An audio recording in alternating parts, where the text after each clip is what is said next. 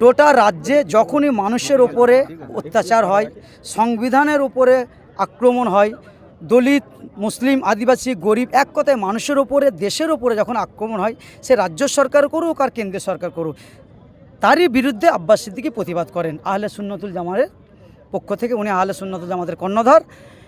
আজকে বাগনান থানা শাখা কমিটির পরিচালনায় একটা ধিৎকার সভা হলো। সেই ধিৎকার সভায় আলোচনা তো আব্বাস ভাইজান করলেন, আপনারা শুনলেন। খুব ভালো সাড়া হয়েছে, অনেক মানুষ এসেছিলেন। আকাশে মানে কাল থেকে তো বৃষ্টি হয়েছে, আপনারা দেখেছেন, সকাল থেকেও বৃষ্টি হয়েছে, তার মধ্যে থেকেও এত মানুষ সাড়া দিয়েছেন। কারণ আগেই অনেক বক্তারা স্টেজে বলেছে, শুনলেন না, যে আব্বাস সিদ্দিকী সাহেব উনি কোনো দুর্নীতিগ্রস্ত মানুষ নয়, উনি চোর নয়, ডাকাত নয়, উনি মানুষের হয়ে কথা বলে, ওনার কথা মানুষ শোনেন, মানুষ ওনাকে বিশ্বাস করেন। তাই এত মানুষ এসেছিলেন।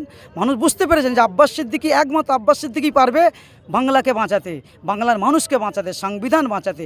তাই বাংলা প্রেমিক, সংবিধান প্রেমিক মানুষরা আব্বাস সিদ্দিকী ভাইজানের পাশে এসে দাঁড়িয়েছে। এসআইআর নিয়ে যেটা আমাদের পীরজাদা আব্বাস সিদ্দিকী ভাইজান যেটা বললেন, এসআইআর নিয়ে কোনো রকমভাবে চিন্তা, টেনশন, আতঙ্কিত হওয়ার দরকার নাই। এর আগে দেশ স্বাধীন হবার পর থেকে অনেকবার এসআইআর হয়েছে, এবারও এসআইআর হবে। তবে হ্যাঁ, আমার ভাইজান যেটা বলেছেন, অন্যায়ভাবে যদি কারোর ভোটার থেকে নাম কাটে, তিনি যদি আমাদের আব্বাস ভাইজানের সঙ্গে যোগাযোগ করেন, তার জন্য লড়াই করবেন। তাই নামের বানানগুলো ঠিক রাখতে হবে। অন্যায়ভাবে কোনো বাঙালিকে, কোনো ভারতবাসীকে, কোনো বাঙালিকে অন্যায়ভাবে এসআইআর করে আমার দেশ থেকে, আমার রাজ্য থেকে তাড়াতে পারবে না। প্রকাশ্য ভাইজান বলে গেলেন।